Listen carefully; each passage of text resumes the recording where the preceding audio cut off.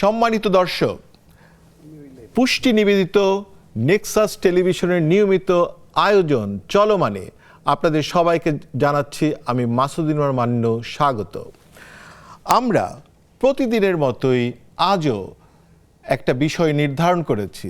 আজকের বিষয় হচ্ছে মান সম্মানের বিষয়, যেই কারণে আমরা আজকের বিষয় রেখেছি মানি মাইন্সের মান।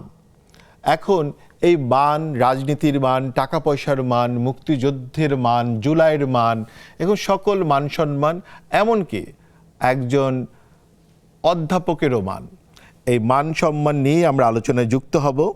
আমরা আজকে যাদের সাথে এই বিষয় নিয়ে আলোচনা করব তাদের সাথে পরিচয় করে দিচ্ছি। প্রথমেই আমার ডান পাশে আছেন ডেল এইচ খান, মুখপাত্র জনতার দল, এবং আছেন আপনাদের অত্যন্ত পরিচিত মুখ ডাক্তার সাখাওয়াত হোসেন সায়ন্ত, সাধারণ সম্পাদক G9। আপনাদের দুজনকে স্বাগত। সম্মানিত দর্শক, আমাদেরকে টেলিভিশনে লাইভ দেখতে পাচ্ছেন, এছাড়াও নেক্সাস টেলিভিশন লাইভ ইউটিউবে দেখতে পাবেন, আর ফেসবুকের verified page Nexus Television verified পেজেও আমরা লাইভ থাকব। এছাড়াও আপনি যে কোনো সময় আপনার বন্ধুদের নিয়ে আমাদেরকে বারবার টিউন করে দেখতে পারবেন পুষ্টি নিবেদিত চলমান এই আলোচনার অনুষ্ঠানটি। আমরা এখন মূল আলোচনায় ঢুকতে চাচ্ছি। আমরা দেখছি যে মানুষ, যুদ্ধ, জুলাই, সকল কিছুর মান সম্মান নিয়ে একটি টানাটানি শুরু হয়েছে। আমরা প্রথম যে মান সম্মানের বিষয়টি নিয়ে আসতে চাই তা হলো মুক্তিযুদ্ধের মান সম্মান। আমি জানতে চাই, প্রথমেই ডেল এইচ খান আপনার কাছে যেতে চাই, তা হলো যে আমাদের যে এই শিখা অনির্বাণ, এইটা আসলে গত 2 মে থেকে বন্ধ করে দেওয়া হয়েছে। আসলে তাতে কি মুক্তিযুদ্ধের মান সম্মানে কোনো সমস্যা হচ্ছে? ধন্যবাদ।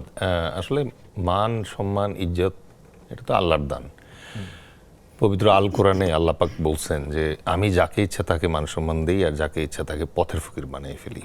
সুতরাং আপনি দেখবেন যে মান সম্মান ব্যাপারটা অনেকটা ঐশী, আমাদের রিজিকের মতো।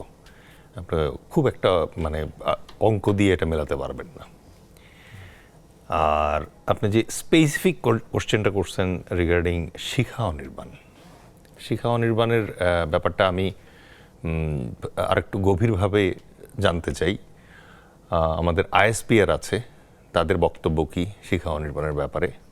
যেমন স্ট্যাচু অফ লিবার্টিতেও কিন্তু একটু আগুন জ্বলে, তো গ্যাসের স্বল্পতার জন্য এটা বন্ধ হয়ে যেতে পারে কিছুক্ষণের জন্য। না, এখানে একটা ব্যাখ্যা আছে, তারা বলছে যে জ্বালানি সাশ্রয় করার জন্য। শিখা অনির্বাণের নির্বাণ লাভ করেনি, সে চিরন্তনভাবে জ্বলছে না, কিন্তু আমাদের শিখা চিরন্তনই বন্ধ হয়নি। তাহলে তো এটা কনফ্লিক্টিং হয়ে গেল আবার। একটাতে সাশ্রয় প্রদর্শন করছে সরকার, আবার আরেকটাতে যেটা জিয়াউর রহমান ইনঅগ্রেট করছিলেন সেটা আবার বন্ধ করে প্রতীকী হয়তো একটা সাশ্রয় প্রদর্শন করার চেষ্টা করছে এখানে। বাট আমার কাছে মনে হয় যে এটা নিয়ে সরকারকে একটা ক্লিয়ার অবস্থান শো করা উচিত। কারণ প্রথমত দেখতে হবে যে এখানে আসলে ঠিক কী পরিমাণ সাশ্রয় হয়।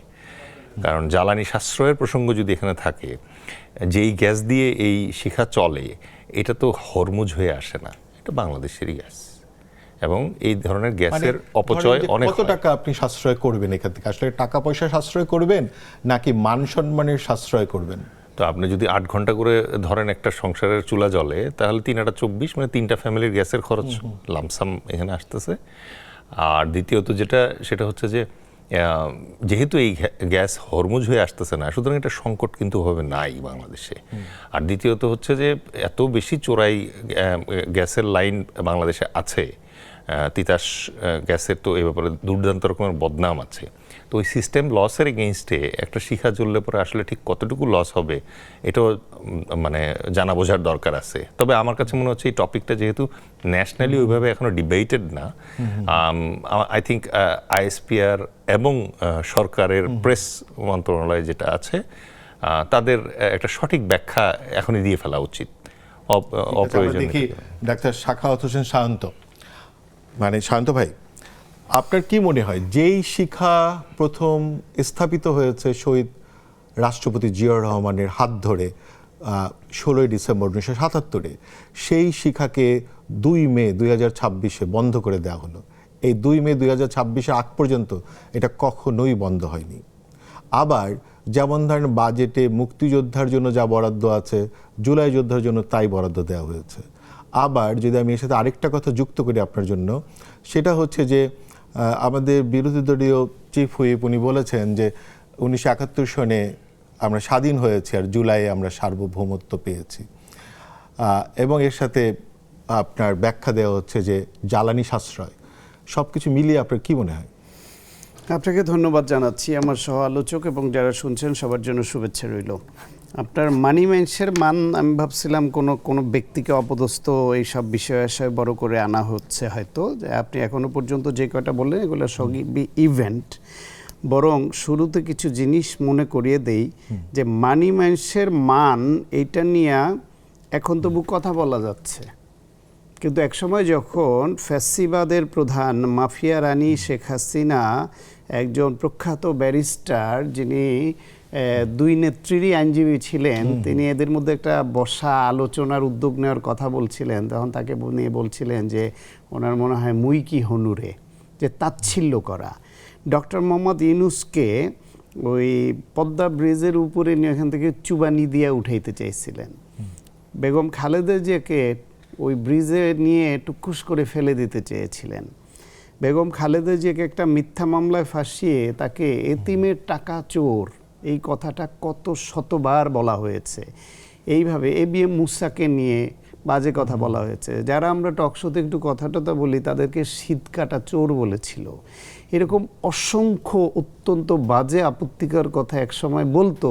এইটা আমরা আলোচনায় বিভিন্ন সময়ে আমরা যারা সরকারের বিরোধিতা করতাম বা গণতন্ত্রের পক্ষে কথা বলতাম আমরা নিয়ে আসতাম, কিন্তু কোনো টেলিভিশনকে কখনো ওই 16 বছরে এইরকম হেডলাইন করতে আমরা দেখিনি।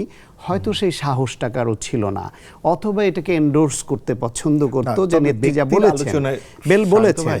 তো সেই ক্ষেত্রে এখন আমি অন্তত এই সাধুবাদ জানাই যে ব্যক্তি হোক, ইভেন্ট হোক, যে কোনো কিছুর মানহানি হচ্ছে মনে করে সেটাকে আপনারা হেডলাইন করতে পারছেন এবং আমরা আলোচনায় আনতে পারছি। এই উন্নতিটা আমাদের অন্তত হয়েছে, যে গণতান্ত্রিক যে বাক স্বাধীনতা বা যে উন্নতি বা ভয়হীনের যে সংস্কৃতি, এটুকু আমাদের এসেছে। এবার আসি, আপনি যেটা বলছেন যে শিখা অনির্বাণ, আমি আজকে আমি খুবই দুঃখিত যে এই নিউজটা আমার চোখে পড়েনি, এর আগে আমি দেখিনি। আজকে আপনি বলার পরে আমি এখানেই দেখলাম এবং জানলাম যে মে মাস থেকে জ্বালানি সাশ্রয়ের কথা বলে এটাকে বন্ধ রাখা হয়েছে। আমার মনে হয় এই বিষয়ে আইএসপিআর এবং সরকারের তরফ থেকেও তাদের একটা ব্যাখ্যা দেওয়া উচিত, যে জিনিসটি সেই জিয়াউর রহমানের সময় থেকে এই পর্যন্ত সব সময় প্রজ্বলিত থেকেছে এবং এটা একটা সিম্বলিক একটা বিষয়। হ্যাঁ, শিখা অনির্বাণ, আমাদের যে মানে আমাদের স্বপ্ন, আমাদের স্বাধীনতা, আমাদের আকাঙ্ক্ষা, সেটাকে আমরা প্রজ্বলিত রাখবার একটা সিম্বলিক অর্থে এটাকে আমরা আমাদের সূর্য বীর্য আমরা প্রজ্বলিত রাখার একটা আকাঙ্ক্ষা থেকে এটা সিম্বলিক অর্থে করেছে। সেইখানে এইটাকে কতটুকু জ্বালানি সাশ্রয় হবে, জ্বালানির অপচয় বিভিন্ন জায়গায় যেভাবে হয়, চুরি এবং মিসইউজ যেভাবে হয়, সেখানে এইরকম একটা গুরুত্বপূর্ণ এখানে একটা ছোট ইনফরমেশন দিতে পারি, ছোট ইনফরমেশন দিতে পারি। মানে ধরেন বছরে প্রায় 1100 কোটি টাকার মানে আপনার সিস্টেম লস হয়। সিস্টেম লস, এটা একটা ভদ্রলোকী ভাষা বানিয়েছেন ওটা, আসলে এটার সঠিক শব্দটা হবে চুরি। বছরে 11 লাখ টাকার চুরি হয়। এই চোরদের ধরতে পারে না অথবা চোরদের অ্যালাউ করে, আর সেইখানে শিখা অনির্বাণের মতো এরকম সিম্বলিক একটা জিনিসকে বন্ধ রাখবে। টেন্টেটিভ ধারণা হচ্ছে যে 2 লাখ, 2 লাখের কাছে। আমার এটার কোনো হিসাবে যাওয়ারই দরকার নাই। একটা বিয়ে বাড়ির সজ্জা এর থেকে বেশি খরচ করে, অপ্রয়োজনীয়ভাবে নানানভাবে খরচ হয় কত জায়গায়।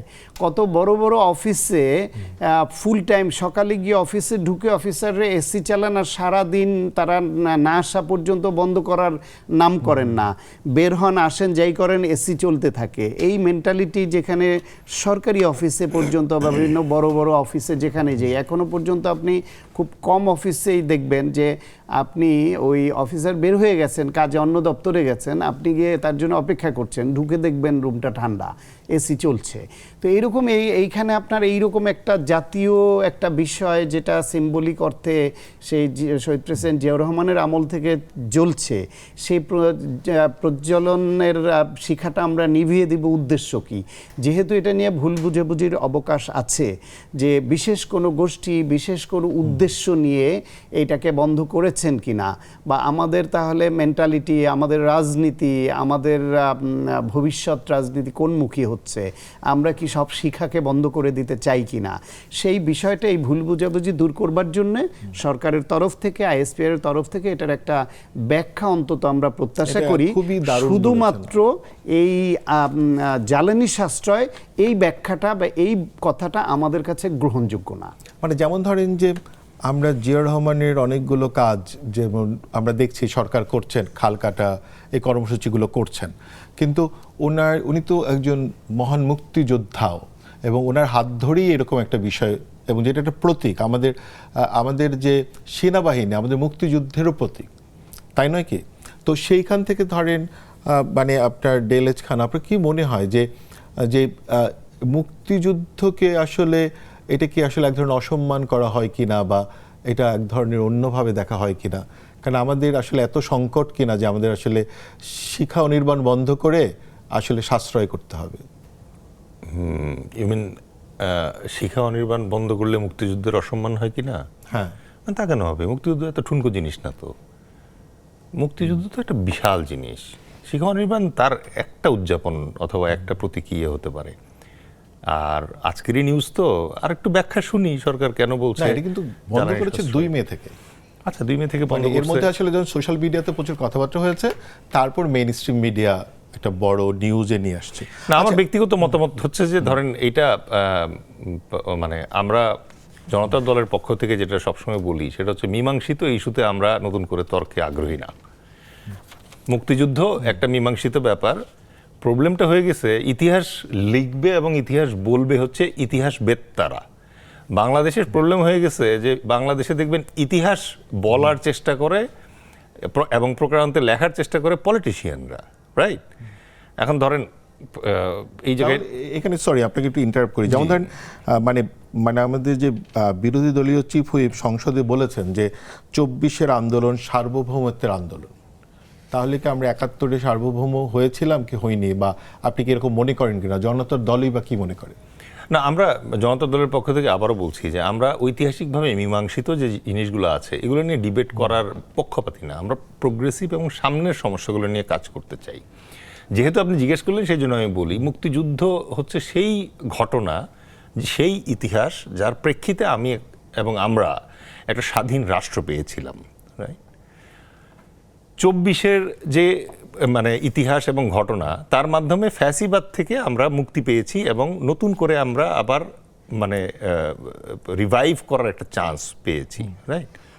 এখন ধরেন কিছু মানে কাজ, কিছু মতবাদ, কিছু চিন্তা, কিছু ধারণা 1971 থেকে 75 থেকে 80-তে হয়তো প্রাসঙ্গিক ছিল। এটা খুবই পরিষ্কার। এখন সেটা প্রাসঙ্গিক কিনা সেটা একটা প্রশ্ন আমি একটু করতেই হবে। তাহলে ডাক্তার মানে সায়ন্ত আপনার কাছে যেতে চাই একই প্রশ্ন নিয়ে, যে আমরা কি জুলাইতে সার্বভৌম হয়েছি আর 71-এ কি হয়নি? আমরা 71-এর সার্বভৌমত্ব অর্জন করেছিলাম এবং মুক্তিযুদ্ধের যে আকাঙ্ক্ষা নিয়ে যুদ্ধ করেছে আমাদের অসংখ্য মানুষের রক্ত ঝরেছে, জীবন গেছে, অসংখ্য মা ভ্রমণের সম্ভ্রম গেছে, যার বিনিময়ে একটা দেশ আমরা পেয়েছি। কিন্তু সেই দেশটার যে মুক্তিকামী মানুষের যে মুক্তির যে আকাঙ্ক্ষাটা, সেই আকাঙ্ক্ষার বাস্তবায়ন 71-এর পরে পূর্ণমাত্রায় কখনোই হয়নি। 71-এর পরপর সেটা সাংঘাতিকভাবে ব্যাহত হয়েছে একদম অব্যবহিত পরেই।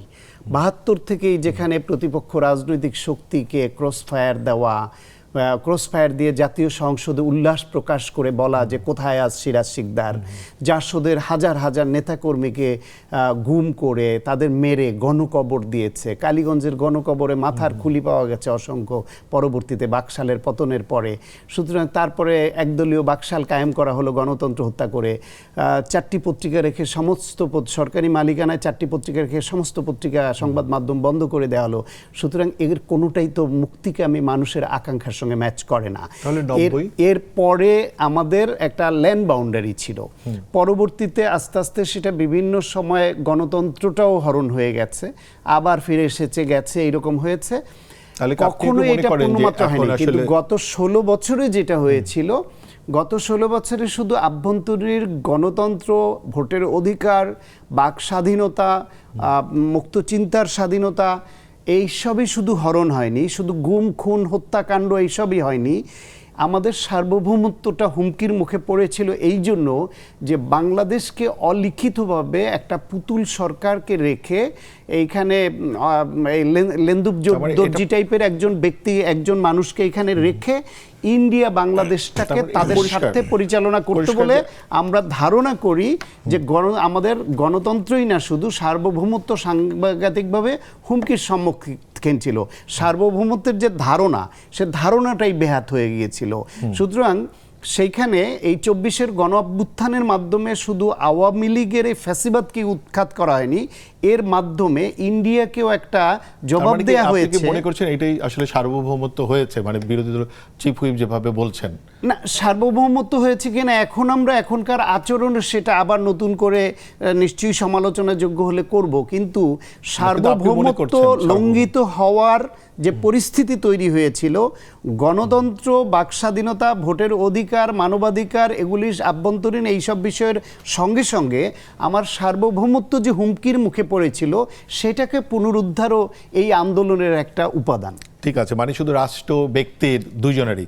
তো আমরা একটা ছোট্ট বিরতি নিব, বিরতি নিয়ে আপনার কাছে আবার ফিরবো ডাক্তার শান্ত, কারণ ব্যক্তির মানে সম্মান নিয়ে আমরা ফিরবো, যেটা আপনি প্রথমে উল্লেখ করেছেন সেই জায়গাতে, কিন্তু আমরা নিচ্ছি তার আগে ছোট্ট একটা বিরতি। আমাদের সাথেই থাকুন, দেখতে থাকুন পুষ্টি নিবেদিত চলমান।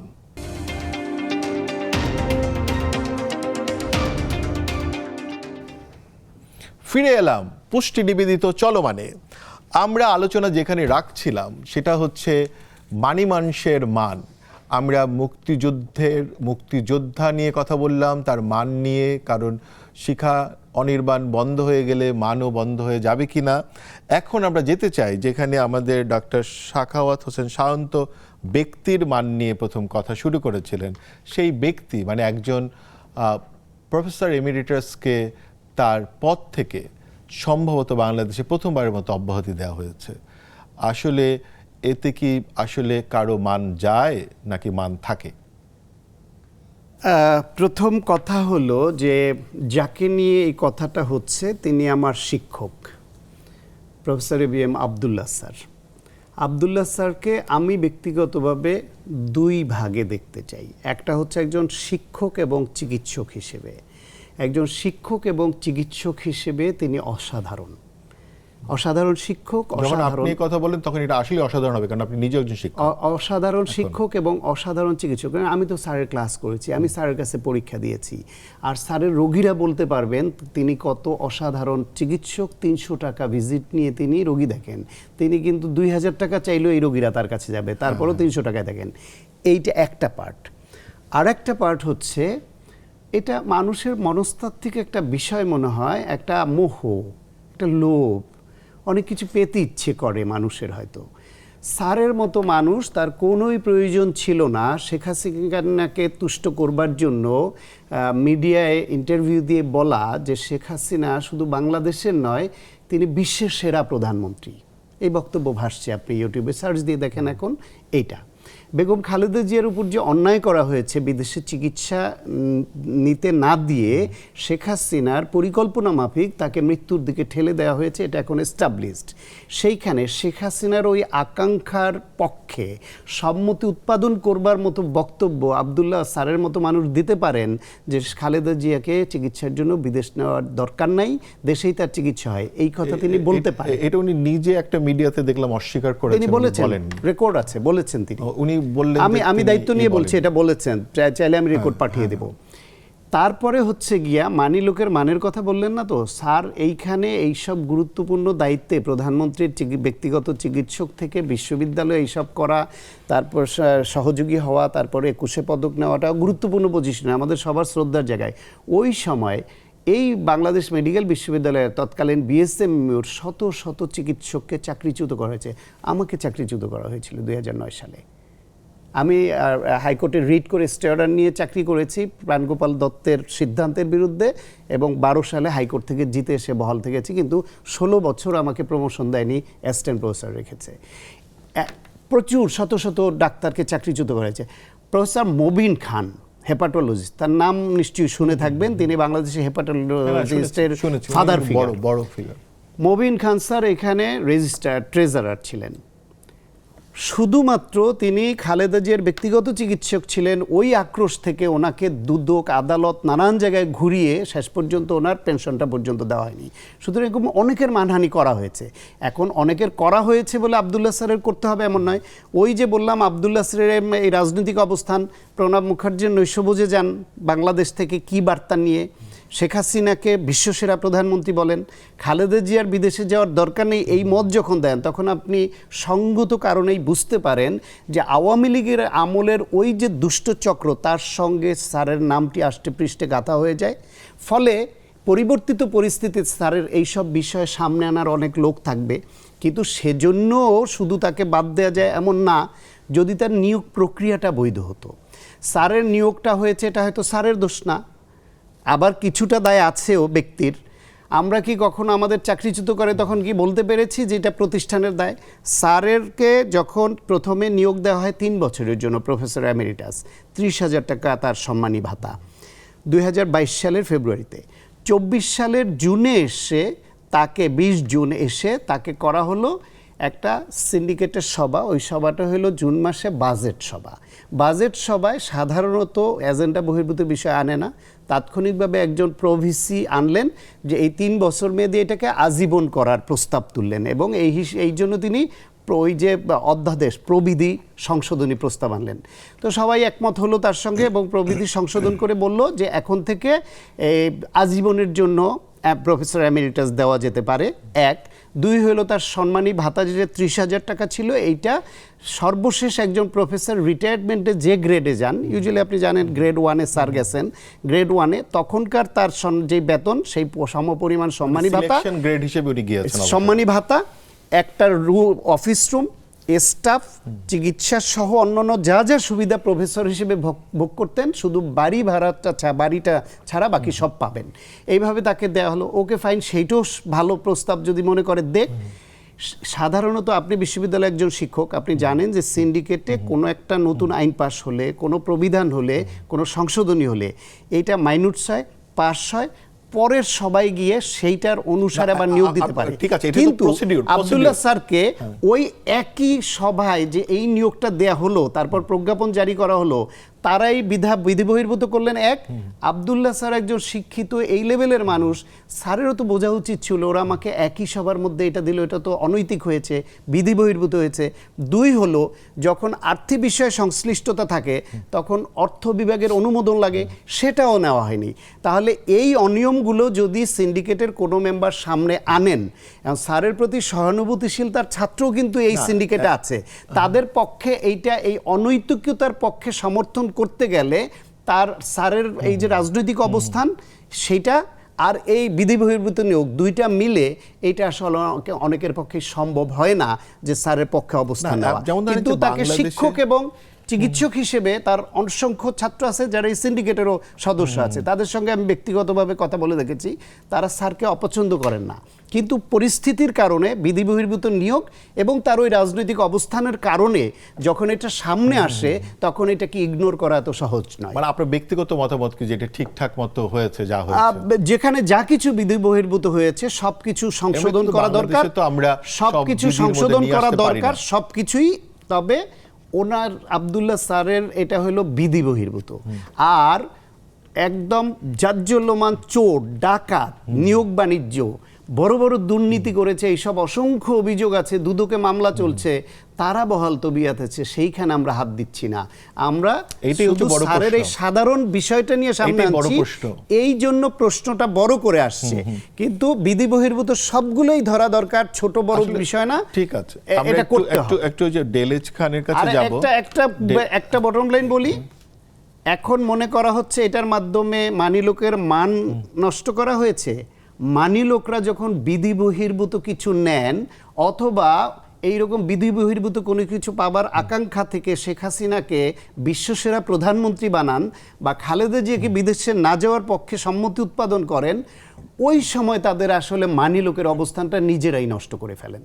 যাক, পুরো ব্যাপারটা একটা আসলে গোলমেলে অবস্থায় পৌঁছে গেছে। বাংলাদেশে আসলে এর আগে এরকম আমরা কখনো দেখিনি, একটা খুবই গোলমেলে, যে যদিও 17 বছরের অনেক ব্যাপার আছে যেগুলোকে আসলে এরকম গোলমেলে জায়গায় আমাদের ফেলে দিচ্ছে। কেন দেখেননি জিয়াউর রহমানের মুক্তিযোদ্ধার সার্টিফিকেট কেড়ে নেওয়ার নজির দেখেননি আপনি?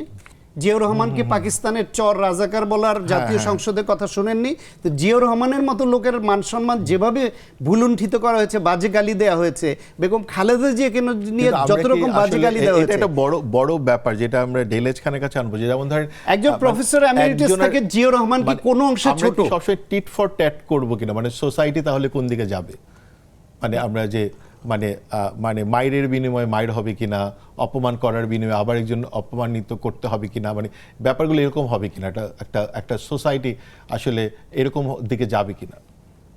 ধর্মীয়ভাবে আল্লাহ বলছে চোখের বদলে চোখ অ্যালাউড, বাট ক্ষমা করতে পারলে ভালো। গত 54 বছরের পলিটিক্যাল ল্যান্ডস্কেপ যদি আপনি দেখেন তাহলে আপনি দেখবেন যে এটা বাংলাদেশের মানুষের পলিটিক্যাল ডিএনএতে আছে, এই প্রতিহিংসা পরায়ণতা চলবে। তার মানে বলা যেতে পারে যে ব্রাহ্মণবাড়িয়া পুরো বাংলাদেশি থাকে, যেখানে ধরেন ছোট ছোট কারণে মারামারি লেগে যায়। আচ্ছা ডেলেজ খান, আপনার একটা বিষয় আমি যাবো, সেটা হচ্ছে যে আপনার একটা ভিডিও দেখলাম, আপনি একটা আশঙ্কা প্রকাশ করেছেন আমাদের, মানে আমরা এটাকে বলা হয় ডিমনিটাইজেশন, বাংলাটা কি হতে পারে আমি ভুলে গেছি। তো যেটা হচ্ছে যে মানে আপনি টাকার যে মান নিয়ে একটা প্রশ্ন তুলেছেন, 500 এবং 1000 টাকার নোট বাতিল হতে পারে বা এরকম একটি বিষয় আসছে। এই বিষয়টা আসলে কি, আপনি কি একটু ছোট্ট করে যদি বলেন? ধন্যবাদ। Let's put it correct.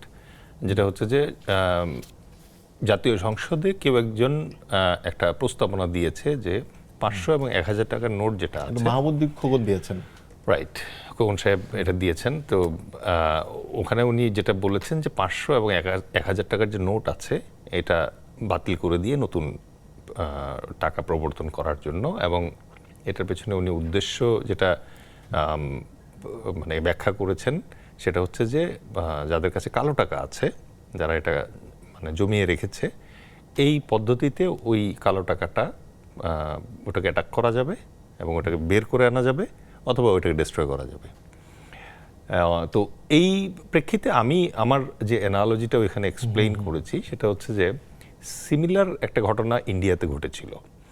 তা এখন এরপরে যেটা হয়, বেশ কিছু মানে এই ধরনের একটা কাজ যদি করা হয় একটা রাষ্ট্রে অথবা সমাজে, সেখানে কিছু সক্ষমতাও থাকতে হয়, আবার কিছু আফটার ম্যাথ যেটা আছে সেটার ব্যাপারে প্রিপারেশন থাকতে হয়। প্রথম যে সক্ষমতাটা দরকার সেটা হচ্ছে যে সাধারণ মানুষ যারা আছে, যাদের কাছে 500 এবং 1000 টাকার নোট আছে, ওইটা সে কুইকলি চেঞ্জ করতে পারবে, সে ব্যাকআপটা কিন্তু সরকারের থাকতে হয়, পর্যাপ্ত নোট ছাপানো থাকতে হয়, ব্যাংকদেরকে ওই প্রিপারেশন টাইম দিতে হয়, সো দ্যাট এটা ইন্ডিয়াতে আমরা জানি অনেক বিপর্যয় হয়েছে। 1000 নম্বরে যেটা ইম্পর্টেন্ট সেটা হচ্ছে যে এটাতে আসলেই আদৌ কি কালো টাকার যে ইয়েটা আছে, প্রভাবটা আছে, সেটা থেকে বের হয়ে আসা যায় কিনা।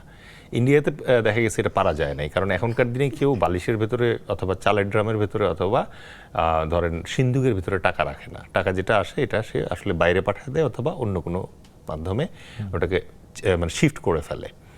বাট যদি হঠাৎ করে কারেন্সিতে এই চেঞ্জটা আনা হয় তাহলে বড় যে সমস্যাটা হবে, প্রান্তিক যারা আছে, যারা এই কারণ আমাদের দেশের কিন্তু টাকা ভিত্তিক যে ব্যবস্থা, এটা প্রায় 65%-এর উপরে এখনো রয়ে গেছে, এবং ডিজিটালি আমরা যে কারেন্সি আছে ওটাতে এখনো অভ্যস্ত না।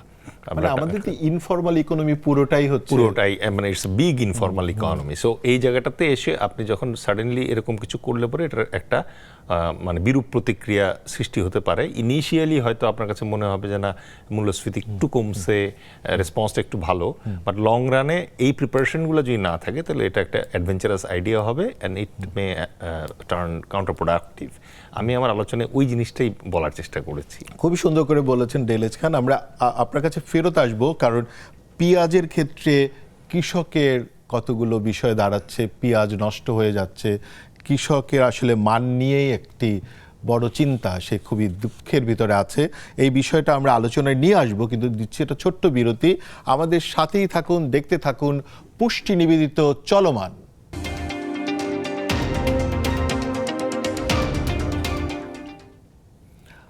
ফিরে এলাম আবার পুষ্টি নিবেদিত চলমানে। আমাদের আলোচনা যেখানে ছিল ডেলেজ খানের সাথে আমরা ছিলাম, ওইখানে একটু যাব, কারণ লোডশেডিং হচ্ছে ভয়াবহ এবং বাংলাদেশে নানা জায়গায় আপনার বিক্ষোভ হচ্ছে, এগুলো হচ্ছে, এবং বিশেষ ঢাকার বাইরে লোডশেডিংয়ের মাত্রা অনেক বেশি। আর 2 নম্বর হচ্ছে যে আপনার বিশেষ করে ফরিদপুর অঞ্চলে আপনার যে পেঁয়াজের এবার বাম্পার ফলন হয়েছে বলা হয়, এবং সেই বাম্পার ফলনে আপনার মানে পেঁয়াজকে টিকিয়ে রাখার জন্য যে এয়ার ফ্লো মেশিনটা আছে, এটা ইলেকট্রিসিটি দিয়ে চালাতে হয়, কিন্তু বিদ্যুৎ না থাকায় চলছে না এবং পেঁয়াজ পচে যাচ্ছে, এবং কৃষকরা নানা ধরনের প্রতিবাদ করছে ফেলে দিয়ে এই করে। মানে এইখানে যে এই যে কৃষকের দুঃখ এবং কৃষকের যে মান, এটা কে দেখবে? ধন্যবাদ। আপনার আলোচনায় দুটো প্রধান দিক আছে। একটা হচ্ছে ধরেন বিদ্যুৎ সংকট, যার কারণে লোডশেডিং, আর একটা হচ্ছে লোডশেডিংয়ের কারণে কোল্ড স্টোরেজগুলো প্রপারলি রান না করা, এই কারণে পেঁয়াজের যে স্টোরেজ আছে এটাতে সমস্যা হওয়া, এবং এই প্রেক্ষিতে কৃষক প্রতীকীভাবে একটা ডোবায় কিছু মানে পেঁয়াজ ফেলে দিছে। তো ধরেন সমস্যা যেটা হয়ে গেছে যে এই সরকার ক্ষমতায় আসছে ধরেন এখনো 1 বছর হয় নাই। সো এই স্বল্প সময়ের ভিতরে সরকার আসলে প্রায়োরিটি সেট করে করে যে আগাবে, সেই আগানোতে এখনো সেই রকম সাফল্য দেখানোর সুযোগ পায়নি। ঠিক আছে, প্রথম যে ব্যাপারটা আছে সেটা হচ্ছে যে সরকার যখন ক্ষমতায় এসছে, ব্রুট একটা মেজরিটি নিয়ে আসছে, এবং আসার পরেই ফার্স্টে সে জুলাইকে কার্পেটের নিচে ঢোকানোর চেষ্টা করছে। ধরেন শপথ নেয় নাই সংবিধান সংস্কারের জন্য, জুলাইকে ভালো মতো অ্যাড্রেস করে নাই, পাবলিক পারসেপশনে একটা রং আইডিয়া ঢুকে গেছে যে তারা জুলাইকে সেভাবে ধারণ করছে না। 2 নম্বর প্রবলেম যেটা হয়ে গেছে ইন্ডিয়া, এখানে একটু ছোট্ট জিজ্ঞেস করি, যেমন ধরেন পেঁয়াজ রিলেটেড, গতকালকে না পেঁয়াজ রিলেটেড না, মানে জুলাই রিলেটেড, যে গতকালকে একটা খুব বড় রায় এসছে, মানে এবং ধরেন এগুলো কি মানে মনে হয় না যে না সরকার অনেক জুলাইয়ের বিষয়ে সেন্সিটিভ আছে, পজিটিভ আছে? রায়টা কি আসছে? মানে যেটা ধরেন মানে হাসানুল হক ইনুর 10 বছর উনি তো ক্রাইম করছে, ক্রাইমের জন্য পানিশমেন্ট পাইছে, এটার সাথে আসলে মানে এটা তো মানে জুলাইকে কেন্দ্র করি তো। হ্যাঁ, জুলাইয়ে তো বহুমাত্রিক অপরাধ হয়েছে, এটা তো ধরেন জাতিসংঘের রিপোর্টেও আছে। সো তার ভিতরে উনি এটা ক্রাইমে পানিশমেন্ট পেয়েছেন। বাট সরকারের লিমিটেশনটা আপনি বোঝার চেষ্টা করেন এই জায়গায়। আমি সরকারকে দোষ দিচ্ছি না, আমি সমালোচনা করার চেষ্টা করছি, কারণ বিরোধিতার খাতিরে বিরোধিতা আমরা করি না আমাদের দলের পক্ষ থেকে। সরকার খুব কম সময়ের ভিতরে গোছানোর চেষ্টা করছে, গোছাতে পারছে না কেন? কারণ সবার প্রথম সমস্যা হচ্ছে ভারত অসহযোগিতা করছে প্রচণ্ড রকম, এবং দ্বিতীয় সমস্যা হচ্ছে ভারতে শেখ হাসিনা সহ তার প্রাক্তন ক্যাবিনেটের এবং গোয়েন্দা প্রধানদের পুরা ক্যাবিনেটটা কিন্তু অ্যাসেট হিসেবে ভারত তার কাছে রেখে দিয়েছে। আপনি যেই প্রসঙ্গে আমরা আসলাম যে বিদ্যুৎ সংকটের কারণে কোল্ড স্টোরেজগুলো ইলেকট্রিসিটি পাচ্ছে না। বিদ্যুৎ সংকট কেন হচ্ছে? যখন honourable prime minister China visit করতেছে, সেই সময়ে যেদিন শি জিনপিংয়ের সাথে উনি বসলেন, ঠিক সেই দিন মানে ভারত ঘোষণা দিল যে ভিসা ওপেন করে দেওয়া হয়েছে। বাট একই দিন কিন্তু আরেকটা বাজে কাজ করছে ভারত। আমাদের কিন্তু নেপাল এবং ভুটান থেকে 20 মেগাওয়াট বিদ্যুৎ পাওয়ার কথা ছিল, চুক্তিও করা ছিল, এটা ভারত হঠাৎ করে এটা রদ করে দিয়েছে। সে আর এই বিদ্যুৎটা আমাদেরকে আনতে দিবে না, সে বাধ্য করে তার উপর থেকে নিয়ে আসতে হচ্ছে। হ্যাঁ, আমাদের তার মানে এখানে সে যে হেজিমনিটা বা আধিপত্যবাদটা দেখালো সেটা হচ্ছে যে তুমি নেপাল থেকে বিদ্যুৎ আনতে পারবে না 20 মেগাওয়াট, যেটা দিয়ে তুমি সস্তায় পাওয়ার একটা সুযোগ ছিল, কিন্তু আদানির কাছ থেকে 17 গুণ বেশি দাম দিয়ে তুমি নিতে বাধ্য, কারণ এই অঞ্চলে আমি হচ্ছে দণ্ডমুণ্ডের কর্তা। এটা গেল একটা সময় তো আওয়ামী লীগের সময় একই ঘটনা ঘটেছিল, তখন আচ্ছা, আর এই কারণে সরকার গোছানোর জন্য একটু সমস্যা হচ্ছে। দ্বিতীয় সমস্যা যেটা মানে কৃষকের এন্ডে আমি বলবো, কৃষক তো আসলে কার্ড বোঝে না। সরকার তো কার্ড দিয়ে সলভ করতে যাচ্ছে, কৃষি কার্ড, এই কার্ড, ওই কার্ড দিয়ে মনে করেন যে সলভ করার চেষ্টা করতেছে।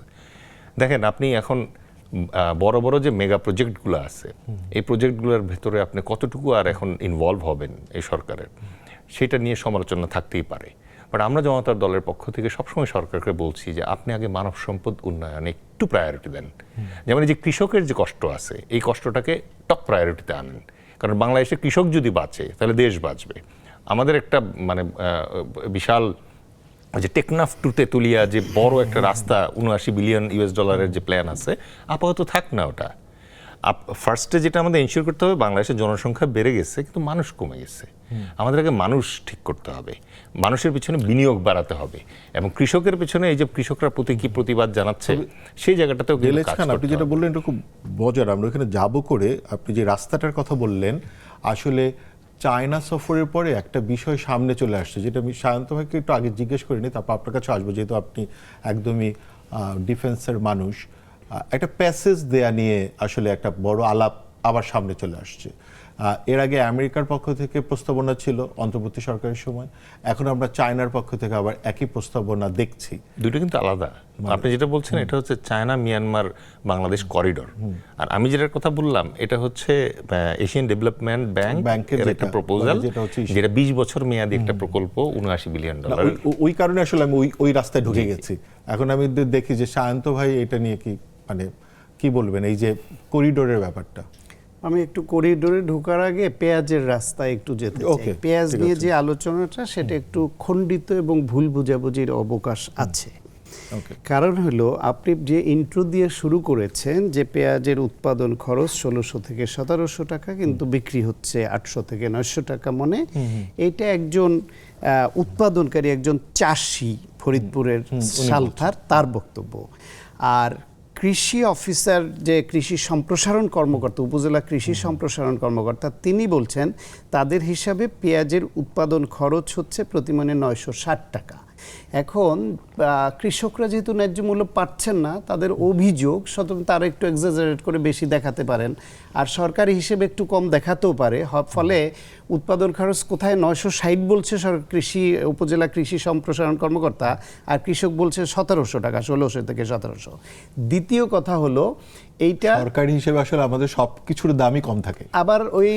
আবার যারা আবার এই যে মানে পানিতে ফেলে দেওয়ার গ্রুপ, তাদের হিসেবে আবার বাড়িয়ে বলাটাও অস্বাভাবিক না। কিন্তু রিয়ালিটি হচ্ছে পেঁয়াজের দাম কম, কারণ হচ্ছে সরকারের এবার এই সালথু উপজেলায় পেঁয়াজ আবাদের লক্ষ্যমাত্রা ছিল 11,500 হেক্টর, সেটা হয়েছে 12,585 হেক্টর জমিতে। ফলে যে লক্ষ্যমাত্রা, তার থেকে বেশি এরিয়ায় কৃষকরা আগ্রহ দেখিয়ে চাষ করেছেন, ফলে ওই এলাকায় এটা একটা প্রভাব ফেলেছে। দ্বিতীয় কথা হলো, এইটা একটা সিম্বলিক বিষয়, যে পানিতে ফেলে দিচ্ছে, এটাকে বড় করে দেখানোর যে আরেকটা রাজনীতি আছে, সেটাও সত্য। সেই কারণে এটা পেঁয়াজ 900 টাকা বিক্রি না করে পানিতে ফেলে দেয় 1 মণ পেঁয়াজ। এই কৃষক কোন কৃষক?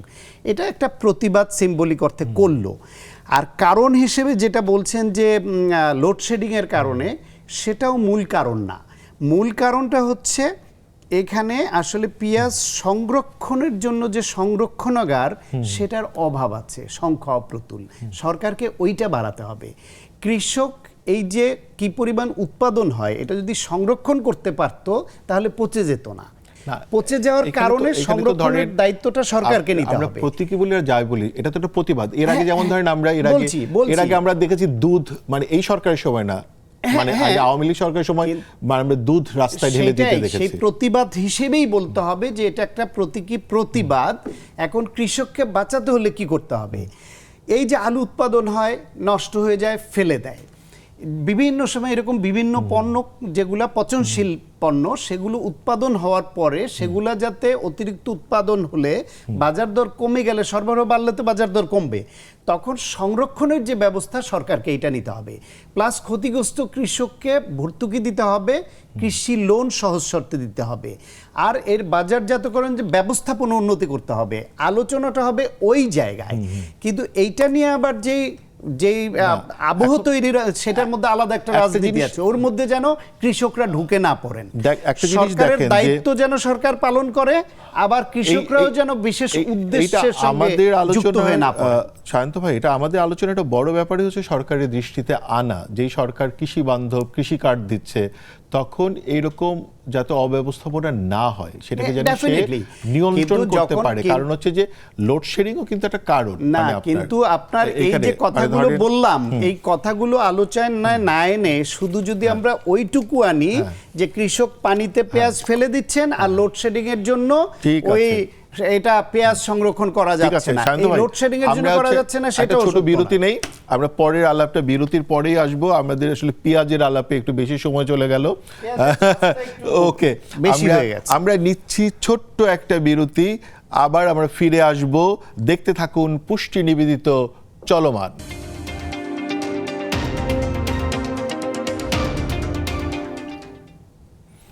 ফিরে এলাম আবার পুষ্টি নিবেদিত চলমানে। আমরা যে আলোচনা যেখানে নিয়ে গিয়েছিলাম তা হলো করিডোর।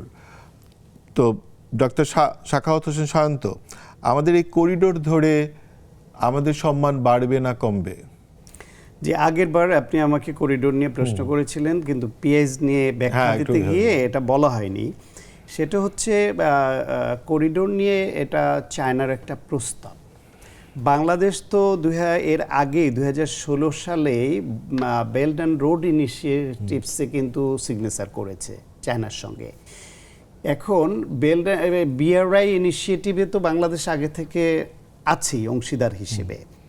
আর এইখানে বাংলাদেশ, চায়না, মিয়ানমার, ইন্ডিয়া এটা নিয়ে একটা সড়ক পথ হওয়ার, যোগাযোগ হওয়ার কথা ছিল। ইন্ডিয়ার আপত্তির মুখে সেটা থমকে গেছে, হয়নি।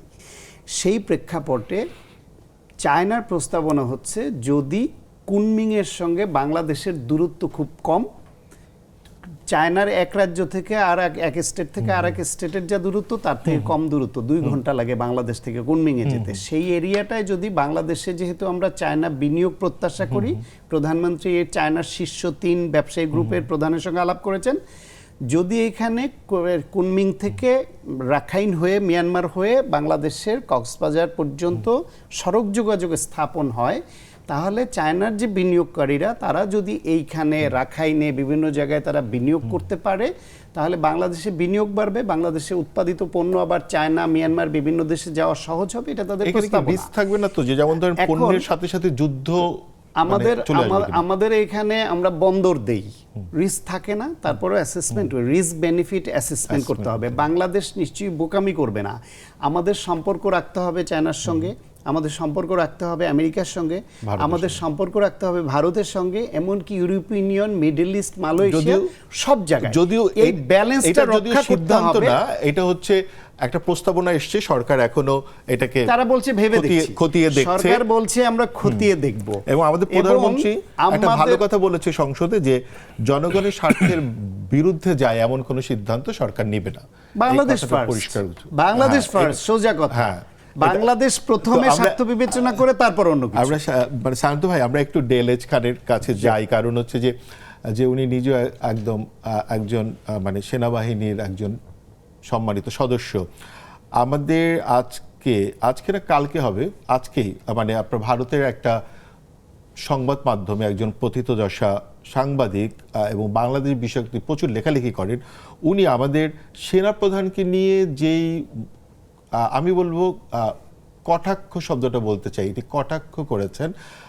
এটা শুধু ওনার ব্যক্তিগত না, এটা বাংলাদেশেরও মান সম্মানের বিষয়। এবং তার বলার কৌশলটা এমন যে এখানে নানা ধরনের, যেটা ভারতীয় একটা কৌশলও, যে এখানে ইসলামোফোবিক একটা জায়গা তৈরি করা এবং সেইটাকে দেখানো। আপনার কি মনে হয় এই লেখকের লেখা নিয়ে আমাদের সেনাপ্রধানের মান সম্মানের যে টানাটানি শুরু করলেন? ধন্যবাদ। এই লেখক মূলত বাংলাদেশ বিরোধী লেখালেখি করেন এবং সে কারণেই তিনি বারবার আলোচনায় আসেন এবং তিনি তার লেখায় স্পেসিফিক্যালি যে কমপ্লেইনগুলো করেছেন, একটা প্রথম শুরু করেছেন উনি যে বাংলাদেশের যে ভাটিয়ারাতে মিলিটারি একাডেমি আছে, ওই একাডেমিতে যে ট্রেনিং ব্যাটালিয়ন আছে, ওটা কিন্তু মানে অস্ত্রধারী ব্যাটালিয়ন না, ওটা হচ্ছে ট্রেনিং ব্যাটালিয়ন, ক্যাডেট ট্রেনিং হয়। ওই ব্যাটালিয়ন এর আগে একটা ছিল ফার্স্ট বাংলাদেশ ব্যাটালিয়ন, এখন আরেকটা নতুন ব্যাটালিয়ন করা হয়েছে considering the size of the cadets, এখন যেহেতু বেশি যায়। সো আগের যে ক্যাডেট ব্যাটালিয়ন ছিল, ওই ক্যাডেট ব্যাটালিয়নের প্রত্যেকটা ক্যাডেট ব্যাটালিয়নে আবার ছোটো ছোটো 4টা করে কোম্পানি থাকে। যেমন ধরুন আগে ছিল হচ্ছে Hamid company, Rauf company, Jahangir company, Mustafa company. এরকমভাবে নতুন ব্যাটালিয়নের 4টা কোম্পানি হয়েছে, Bakar company, Umar company, Osman company, Ali company. ঠিক আছে, এখন ওনার আপত্তি হচ্ছে চার খলিফার নামে, খলিফা রাশিদিনের 4 খলিফার নামে এটা আসছে। এই নামটা কেন দিল, এটাকে সে বলতেছে বাংলাদেশে ইসলামিস্ট একটা মানে উত্থান ঘটেছে। ঠিক আছে, আমাদের নেভির তো অনেকগুলো ইতিমধ্যে নেভিতে আগে থেকেই আছে। হ্যাঁ, বিএনএস আবু বকর ছিল, তারপর যেমন ধরুন বিএনএস খালিদ বিন ওয়ালিদ যেটা ছিল, যেটা পরে এসে বিএনএস বঙ্গবন্ধু বানায় ফেলছে। মানে আগের সরকারের তো একটা টেন্ডেন্সি ছিল সব জায়গায় বঙ্গবন্ধু এই ব্যাপারগুলো আনা। যে আন্তর্জাতিক বিমানবন্দর ছিল ওটা সরাই দিয়ে অন্য নাম দিয়ে দিচ্ছে। ধরেন নেভির নাম অনেক আগে থেকেই ছিল, তো আর্মিতে এটা এখন দেওয়া হয়েছে। তো এইটা তার আপত্তির একটা কারণ। তার দ্বিতীয় আপত্তির কারণ যেটা, সেটা হচ্ছে যে সেনাপ্রধান সম্প্রতি হজ করে এসছে এবং বাংলাদেশের সামরিক ইতিহাসের উনিই নাকি প্রথম সেনাপ্রধান যার দাঁড়িয়ে আছে, এবং সে ক্লেইম করছে যে বাংলাদেশ সেকুলার যে স্ট্যান্স আছে সেখান থেকে শিফট করে ইসলামিস্ট ইয়েতে চলে গেছে। তো এই হচ্ছে তার আপত্তির জায়গা। কিন্তু এই জায়গাটায় সবচেয়ে ইম্পর্টেন্ট যে জিনিসটা বোঝার কথা, সেটা হচ্ছে ভারত একটা উগ্র হিন্দুত্ববাদী রাষ্ট্র। তারা ধরেন যে তাদের হিন্দু সন্ত্রাসবাদ যেটা আছে এবং হিন্দু মৌলবাদ যেটা আছে, এইটা এমন একটা পর্যায়ে গিয়ে পৌঁছাইছে, স্পেশালি আরএসএস এবং বিজেপি মিলে। যেমন আমাদের দীনেশ ত্রিবেদী একজন আসছে এই জায়গায়, উনিও কিন্তু একই মানে খুঁড়ে মাথা মুন্ডার লোক। উনি এসে কিন্তু বলতেছেন কি, এক আকাশ, এক বাতাস, এক যন্ত্রণা, কিন্তু এক নদী বলে না। 54টা নদীর উপর বাদ দিয়ে সব বাংলাদেশ কিন্তু মরুভূমি বানায় ফেলতেছে। ঠিক আছে, এক আকাশ, এক বাতাস, এক মানে যন্ত্রণা যদি হতো, তাহলে কাঁটাতারের বেড়া 4096 কিলোমিটার পর্যন্ত দিচ্ছেন, ওখানে আবার এক হয় না। ঠিক আছে, তো এই হচ্ছে ইন্ডিয়ান হেজিমনি। ইন্ডিয়ান হেজিমনির মিডিয়া হেজিমনি যেটা, একটা তো হচ্ছে পানি সন্ত্রাসের কথা বললাম, নদী মেরে ফেলতেছে যেটা। 2 দিন পরে মনে করেন যে ডিসেম্বরের গঙ্গা চুক্তি শেষ হয়ে যাবে, দীনেশ ত্রিবেদী ওইটা নিয়ে কোনো কথা বলছে? এখনো বলে নাই। তো এখন এই জায়গাটাতে এসে মিডিয়া প্রোপাগান্ডার ভিতর থেকে বাংলাদেশকে আসলে ফ্রেমিং করছে, এইটা মিডিয়া প্রোপাগান্ডার লেভেলটা ক্রস করছে, এটা এখন মিডিয়া টেরোরিজমে পৌঁছাইছে।